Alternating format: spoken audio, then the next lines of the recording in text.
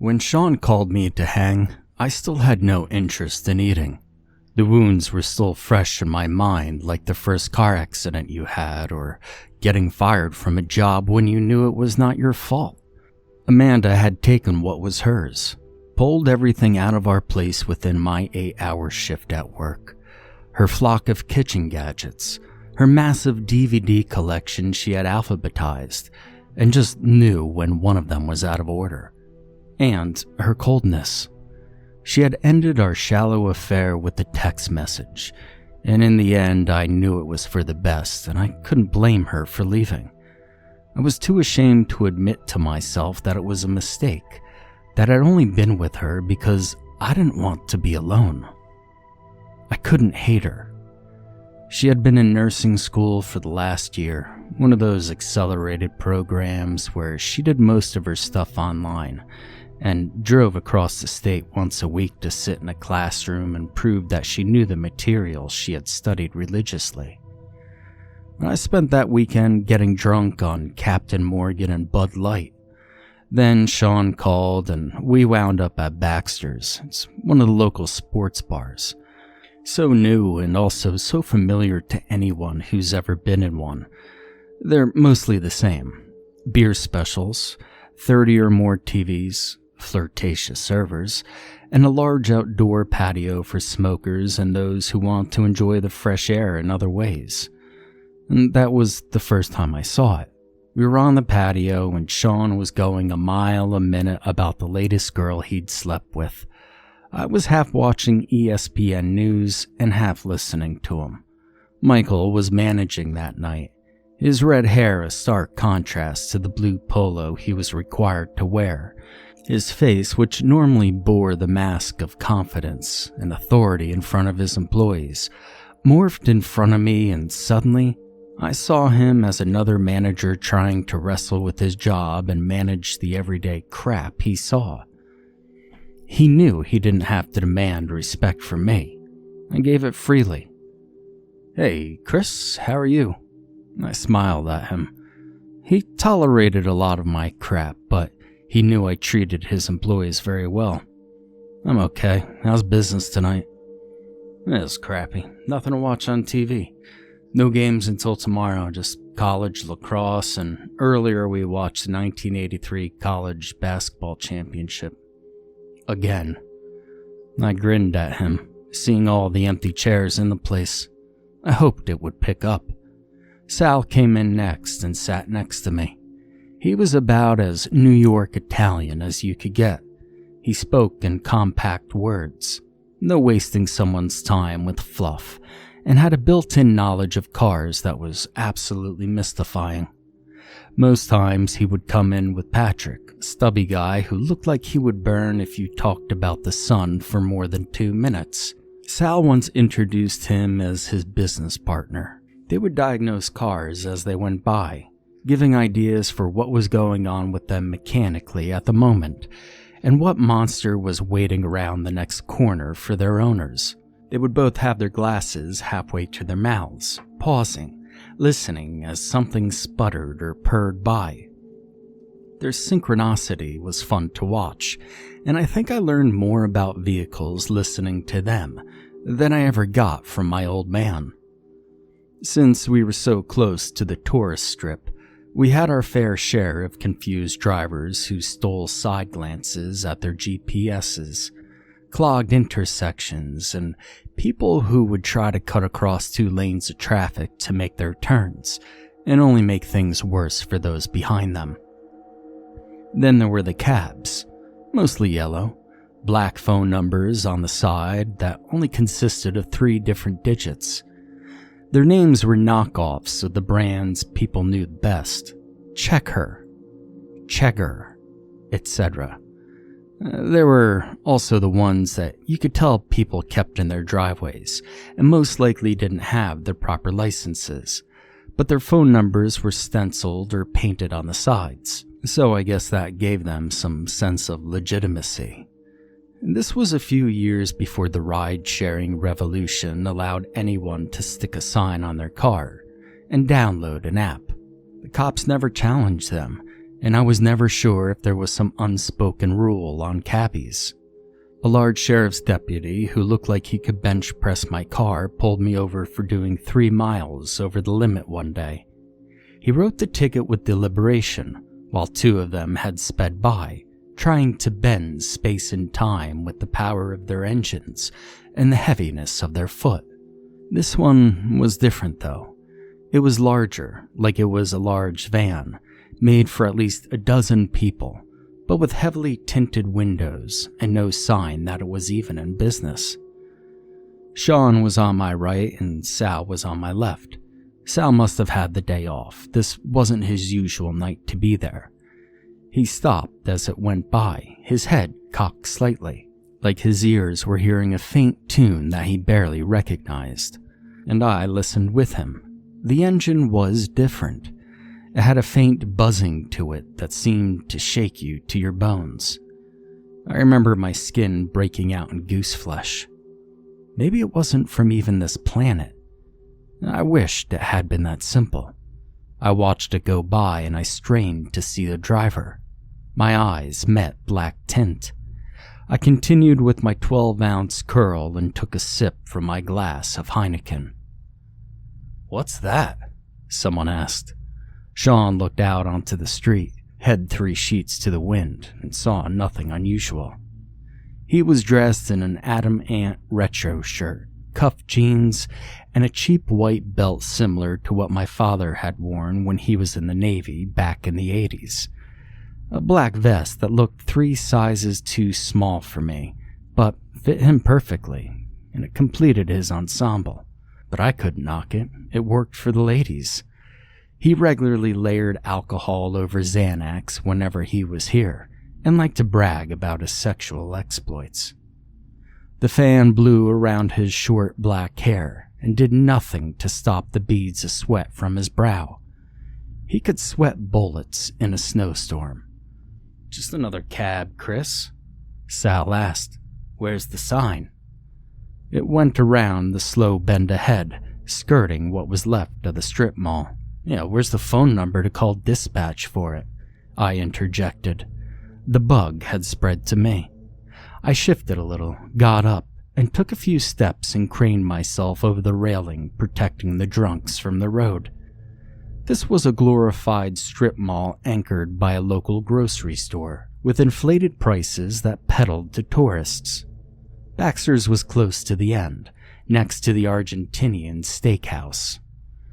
Behind everything was swamp water, a family of feral cats, and probably a monster or 2. But there was no proof of the latter. The vehicle was gone, and I sat back down, deciding to get some hot and spicy boneless wings. Sean called me a couple of days later, and I was at a red light. "Dude, remember the other night we were at Baxter's? You know a guy disappeared from the grocery store?" I looked up at that light. The sensors on this one were really crappy. I could be here for a while. "Really?" "Yeah. His wife and kids were inside the place. He left his wallet in the car and went out to get it, but then, boom." Now, I wasn't that interested. I listened politely, then turned it around asking him if I could borrow his copy of The Expendables. It wasn't until I saw the paper the next day that it made me stop and think. Police found out that the guy who had disappeared was a registered sex offender and had been molesting his daughter for a year. Well, anyway, the story exploded. Even Nancy Grace got in the act, citing the disappearance as retribution and a way for the family to put the past behind them and begin the healing process. I was neutral. He was gone. That's it. No big loss. It was that first rainy day and night of the summer when I saw it again. My Pontiac was purring through the rain, the rhythm of the wipers working a great beat against the Steely Dan song as I took the curvy road between the hotels. Every 50 feet or so, The neon blaring of a sign for the Hilton, Holiday Inn, or some other national brand lit up the inside of my car for a microsecond as I cruised through another curve on the road. The sun was dying, and the sodium vapor arcs of the streetlights were casting an eerie, effervescent look as the street wound and stretched between the rows of hotels. I couldn't imagine the room rates of some of them, but you paid for the convenience of being so close to the theme parks.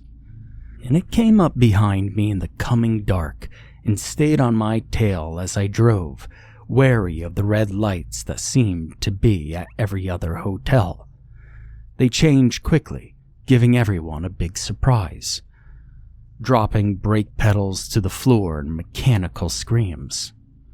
It had been raining, so it was a really bad idea to have that happen when the oil would be pooled on the surface of the road.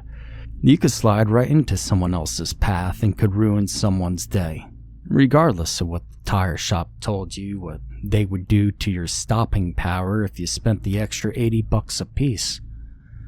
Florida weather doesn't read warranties. It doesn't shop for tires. Florida weather doesn't care. The headlights lit up the inside of my car, and I thought I could hear music from inside it.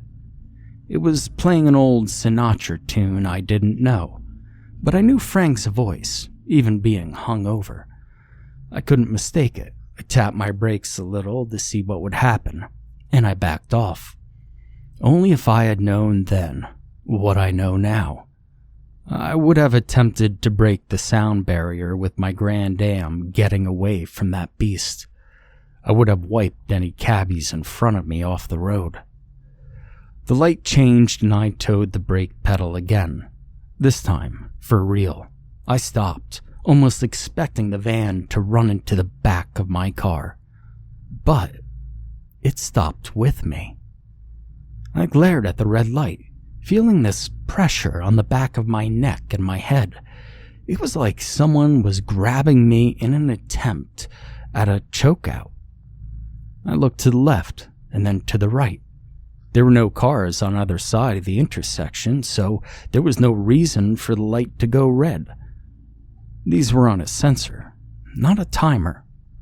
I could hear my Steely Dan CD spinning in the player, and I felt my mouth go dry. I reached down to turn on Babylon's Sister when the small red digital readout scrambled, and that's the only way to describe it. Strange symbols came across it, and Kid Rock blared from my speakers. I fumbled for the knob and killed it, suddenly aware that I was sweating. My stomach did a slow roll like that time I was dragged on my first wooden roller coaster when I was visiting Hershey Park when I was a kid. The inside of the car had gotten very hot. I reached out and touched the dashboard, and it felt like it had been sitting in the sun for several hours without my shades in place. My mouth had become glassy, and the air tight. Like one of those random mental ghost thoughts, my brain leapt back to Sunday Bible school back in New York. Blessed are the weak, for they shall inherit the earth. Blessed is he who tries to bring heaven to earth. I wish I'd paid more attention. I was raised a Methodist, and now I wanted to be Catholic and have a crucifix to touch, but maybe not. It probably would have exploded with all the crap I've done. I was once an atheist and said this when asked, but I had hatred for life at that time. Maybe that black cab was for me. Maybe not, but whatever it was, that thing wasn't of this earth, or even heaven for that matter. In my mind, there was only one other option. So the light turned green and I hit the gas more than I should have. I wanted that thing away from me. Something blurred by me and I realized that it was gone. My CD had come back on and Walter Becker was tearing out a riff. There was nothing around me and I felt cooler, like someone had turned on my AC. I reached down and turned it on, feeling the pores tighten on my neck and a shudder rack my body. In my great plans to save money and go straight home, went right out the window. I needed a drink. The dollar pints of the cheap stuff called me. I went back to Baxter's. Rachel was behind the bar. Her eyes glowed in the cheap yellow lights. "So Sean asked me out," she gushed while setting a pint in front of me. That bastard. Her skin tan and piercing gray eyes had always mesmerized me. She was mine, not his. I felt my gorge rise as jealousy hit me over the head and pulled my soul out of me. "He is so gorgeous." I smiled at her, attempting to be civil in a situation that has replayed in my life continuously. You see, I was always the friend, the guy who could never buy a date even if I had $1,000 in cash. Girls would see me withdraw, wrap myself in my life while I began to ignore them. And that's my life. I guess my sin would be envy. I was there too late, drank too much, and spent the next day hunched over the toilet, twisted into an emotional knot seeing her face every time I closed mine. But something clicked within me that day and I looked at myself in the mirror, saw past the acne scars and the rolls of fat, and I made myself a promise. It was over 3 weeks later when I returned to Baxter's. Things were different. I'd stopped caring about what I could do to get someone to sleep with me. I'd started with a run-walk routine for about 30 minutes every night and found I could sleep a little better. I let calls from Sean go unanswered. I didn't need details of the date and the standard physical act that followed it. He knew what he was doing. The black cab dropped from my consciousness as I reworked my diet to try to lose a few pounds. I joined the gym that was open a few hours after I got off of work, and I'd received some help with developing a weightlifting routine. I was on a rest day when I showed up at Baxter's. Dina was tending the bar that night, her long black hair clamped to the side of her head by a giant hair clip that was leopard spotted. She had streaked it purple, and her Batman knee-highs had given her short legs attention they richly deserved. They were gray, the bat logo on their fronts, and little capes over her calves. They cracked me up the first time I saw them, and they still brought a smile to my face no matter how crappy my day was. "I haven't seen you for a while," she smiled at me. "I've been busy." She smiled at me again. "Yeah, been working out? I could tell you've lost some weight." "I couldn't do this forever. I needed a change." I sipped my Blue Moon. No more cheap shit for me. "Yeah, you heard about Rachel?" Now that name had not been on my mind for a while. "No. She okay?" "Well, she'd been really quiet for a while. Michael had to talk her out of quitting 3 times this past week, but she wouldn't say why. I haven't seen anything of Sean either." I plucked the orange rind from the rim and dropped it into the glass. They had a date, but I haven't talked to him lately. "Oh, she is so smitten with him. But she's a small town girl and he's a player." There was nothing but trouble there. Her eyes sparkled from the glare of the TVs, and her slightly purple hair blew around her head. Her cheeks were sallow, glistening in the lighting beneath the edge of the bar. The bottles of vodka and empty glasses became miniature lights themselves, scattering the light in the dark corners of the coolers, the dishwasher, and the small fridges. "If she was smart, she would have dated you." She winked at me and I shot her a smile. But I wasn't interested anymore. I'd become a work in progress. "She's in at 7. Maybe she'll talk to you." I got a game board for one of those TV systems some places have, and was trying to boost my pot and poker up to 10,000 in imaginary chips when she came in an hour later. She quickly walked behind the bar, dropped off her bag, ignoring the greetings she was getting. Her eyes tore around the bar when she saw me. Her eyes were laced in pain, and I knew that someone had done something really shitty to her. "Hi." She was reluctant to have eye contact with me, and now I was worried. "Hey, you okay?" She shook her head. A tear wandered down her cheek. She turned away from me, but I gently grabbed her hand. I wasn't giving up on her. "What happened?" She looked into my baby blues and spilled it. She burst into tears. Her body shook as she let it out. I listened to her intently. Black feelings washed over me, and I was glad I never took any of Sean's calls. I let her go and she went inside. Now I sat there for a long moment, trying to figure out just what to do.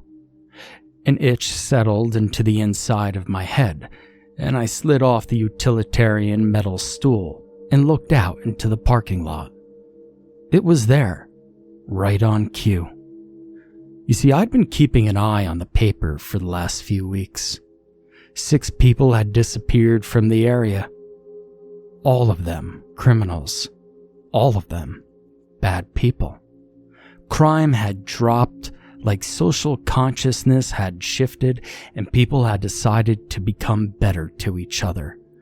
I had done some checking and found the black cab was seen in different places. Detroit, Camden, Los Angeles. You know, where things were at their worst, it suddenly had shown up. There were memes dedicated towards it, warning people that any social faux pas would usher in the black cab to their neighborhood to clean things up. There were some blurry photographs that perfectly matched what had driven by us that night. Was it a warning from God, like Sodom and Gomorrah? Or was it something else? Sean showed up about 30 minutes later. He was already a little drunk and plopped down next to me. "Where have you been?" "I just been trying to get some stuff done." I was trying not to drag him off the stool and start punching him, but I had a better idea. "Dude, I went on that date with Rachel, man. Whew, it was fun." He pulled out his cell phone and started showing me pictures. She had been abused in a bad way, and he gave me a sick grin. "I'm gonna sell these pics to one of those porn sites. Man, she's so hot when she's naked." He grinned. I heard it coming. The soft hum of the engine made the windows vibrate and made my heart stop. Turning to him, I said, "There's something in my car I want to show you, Sean." Dina came around, saw Sean, and walked away. He gave her the finger in response. Rachel walked out the door and froze when she saw him. He spotted her. Grinning, he said, "Hey, baby, you want to maybe hang out again?" Next thing I knew, she was on top of him, hitting with rabbit punches. He fell off the bar stool, smashing his head on the edge of the bar. He caught himself before he hit the floor, his left hand catching himself on the stool next to him, his sense of self-preservation finally awakening. People began shouting and someone came running. I got between them. She was hysterical, and I looked her gently in the eyes and said the most powerful statement I'd ever made in my life up until that point. "I'll take care of this." Sean was shouting about how he was being assaulted, and I was able to push him out of the gates of the place into the road. "You fucking raped her." I said it loud enough for everyone in the bar to hear. Beer glasses stopped halfway to mouths, and I plucked the phone out of his hands and tossed it at Michael, who was standing outside the gate.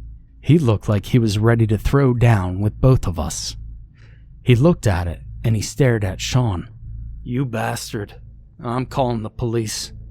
Sean looked at me, called me a really bad name, and headed for his car. Then it was on us. You see, it came up behind Sean, and the door was open. It was only for a second, but that was all I needed to see. I ran at him and gave him a shove that sent him sailing toward the black cab. Sinatra flooded out into the street as something inside grabbed him. I saw the driver. It was someone I had seen in my past, but whose name I couldn't remember. His face was red. A smell of burnt hamburger and clicking noises filled my senses. I thought I even saw him grin at me and tip a torn, faded 1940s cab driver hat in my direction. Then the door was closed, and it drove away with Sean. Sin is sin, and if he was not meant to be taken by the black cab, it never would have taken him. Michael ran up to me. "Why the hell did you let him escape? I've got the cops on the way." "No, I didn't. They'll never find him. Not in this world." Stunned, he stood there. His face went red, and I stood behind him looking in the direction he was. The black cab rose from the street in a low arc, and, like a diver, disappeared into the ground. We almost could feel the ground ripple a little, like it was a diver dropping into a shallow lake or some pool somewhere. And others saw it happen. They had come out from the patio into the road to watch the show. One burly guy who I had seen there before crossed himself, plucking a crucifix under his shirt. He kissed it with shaking hands, and for a moment, the lights in the parking lot blinked at once. "Chris, tab's on me tonight." Michael wiped his face with his hand. Like the rest of us, he didn't know what to think. My mind hit a blank wall. I couldn't reconcile what I had seen. Was the fabric between our reality and hell that thin? Could it have been pierced that easily? And was it also that thin between us and heaven the same way? Well, I didn't know. I sighed. "If you don't fire Rachel, I'll let you pay it." "Okay, done." We walked back to the bar. Rachel hugged me, and after a few months, she became my girlfriend. And now she's my fiancée. We're moving out of the area now, going back to a small town in New York. My buddy up in Jersey had been left to business by an uncle he hardly knew, in a little town by the base of the Adirondacks called Wings Falls. He's willing to sell it to me for a cheap price. And it turns out that Rachel's family is from Golderland. It's just down the road. I've never seen the black cab again. And I don't ever want to.